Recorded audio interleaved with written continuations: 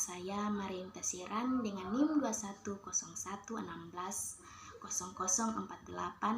dari program studi bimbingan dan konseling semester 6B.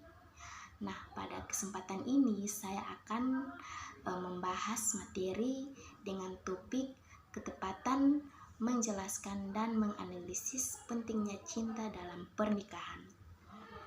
Sebelum saya masuk pada topik pembahasan materi, mungkin di sini semuanya kita sama-sama sudah mengetahui apa itu cinta.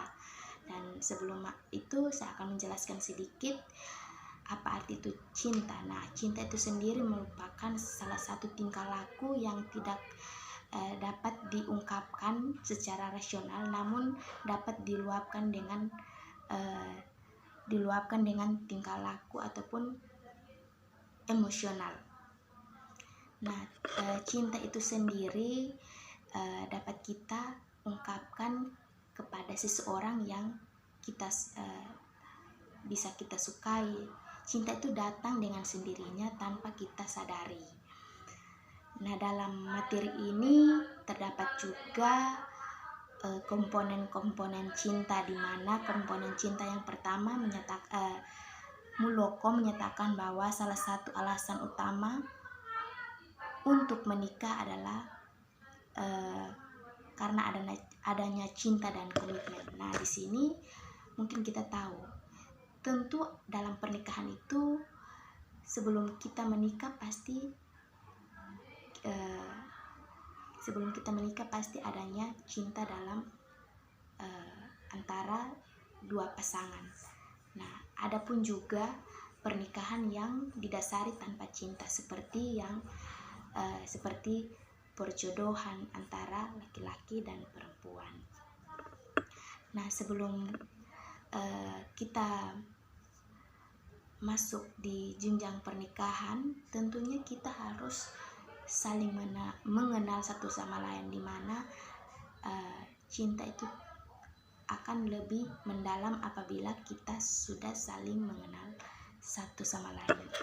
Nah, komponen yang pertama itu komponen kedekatan yang meliputi elemen-elemen seperti rasa keterbukaan, keintiman, emosional dan dukungan. Yang kedua itu komponen komitmen, keinginan untuk mempertahankan hubungan dan berusaha untuk menjaga jangka panjang. Nah, yang dimaksud di sini dalam sebuah hubungan rumah tangga tentunya ada komitmen untuk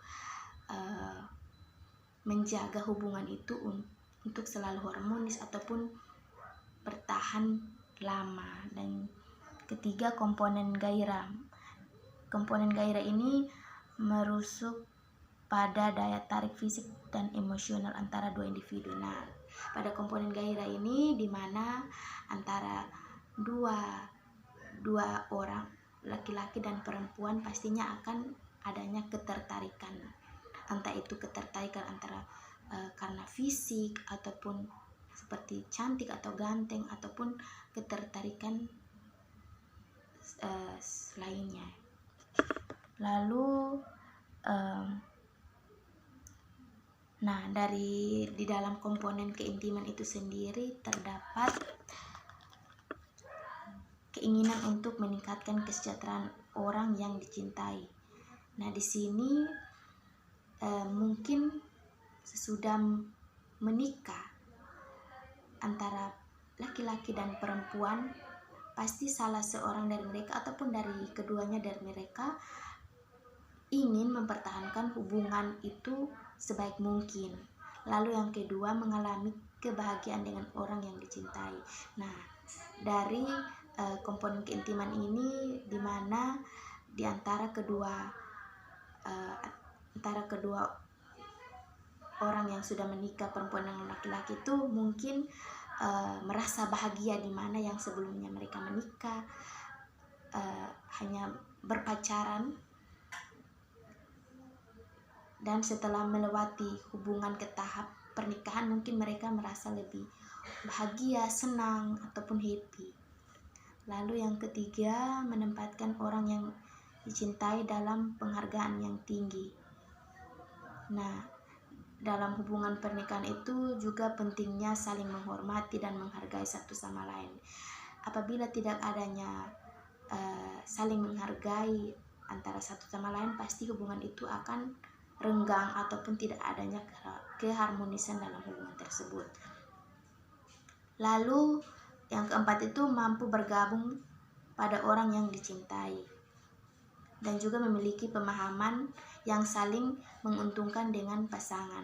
Artinya di sini antara dua pasangan yang sudah menikah itu tentunya memiliki pemahaman yang lebih banyak agar mampu untuk mensejahterakan hubungan dalam rumah tangga. Lalu yang ketujuh itu menerima dukungan emosional dari pasangan. Artinya di sini dalam suatu hubungan pernikahan itu pasti adanya suatu emosional yang dimana antara kedua belah pihak itu saling, misalkan salah komunikasi atau kesalahpahaman dalam komunikasi. Lalu memberikan dukungan emosional, berkomunikasi dengan intim terhadap pasangan, menghargai orang yang dicintai. Nah, saya masuk pada poin berikutnya itu jenis-jenis cinta. Nah, jenis-jenis cinta di sini yang pertama itu non-love atau tidak adanya cinta. Nah, apabila seorang menjalani hubungan pernikahan tanpa adanya cinta, di mana menunjukkan tidak adanya ketiga komponen cinta, contohnya seperti relasi sehari-hari dengan orang-orang sekitar yang tanpa melibatkan cinta. Lalu yang kedua, liking atau menyukai, di mana hanya terdapat komponen keintiman atau kedekatan dalam suatu relasi tanpa adanya komponen gairah dan keintiman. Artinya di sini ia menyukai seseorang, namun ia tidak ada relasi komponen gairah dan komitmen. Yang jenis-jenis cinta yang ketiga itu influid atau cinta yang nafsu. Nah, artinya di sini seseorang yang ia cintai mungkin itu hanya karena nafsu semata dan ia tidak benar-benar mencintainya dengan tulus, namun ia mencintai seseorang itu hanya karena nafsu yang dimiliki dalam dirinya. Lalu yang keempat itu empty love atau cinta yang kosong, di mana hanya terdapat komponen komitmen tanpa adanya keintiman ataupun gairah. Contohnya itu seperti perjodohan antara pernikahan yang dilakukan atas dasar perjodohan. Nah, yang kelima itu romantic love atau cinta romantis.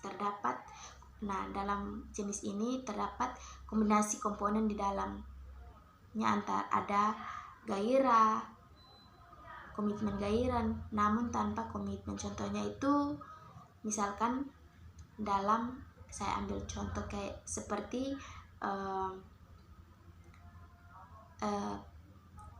pasangan Romeo dan Juliet yang sama-sama berkomitmen untuk meninggal berpacaran dan mengakhiri hidup mereka secara bersama-sama. Lalu yang keenam itu companion love atau cinta sahabat. Terdapat kombinasi komponen keintiman dan komitmen, namun tidak dengan gairah. Nah, saya ambil contohnya relasi persahabatan yang tinggi, yang levelnya tinggi, namun mereka tidak melibatkan cinta di antara mereka. Lalu stole love atau cinta bodoh, terdapat komponen gairah dan komponen tidak dengan keintiman. Nah, contohnya itu seseorang yang mencintai, namun karena melihat dari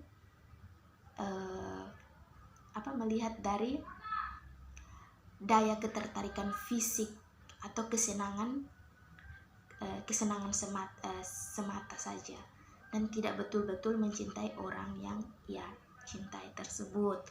Lalu yang terakhir itu cinta yang sempurna. Cinta yang sempurna ini terdapat ketiga komponen cinta, yaitu terdapatnya komponen gairah,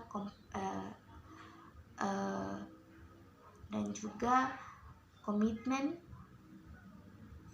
Nah, dari jenis cinta yang ini nih, contohnya itu menjalin hubungan setelah pernikahan. Sekian hasil penjelasan materi atau topik yang sudah saya bahas, kiranya dapat bermanfaat bagi teman-teman semuanya. Sekian dan terima kasih.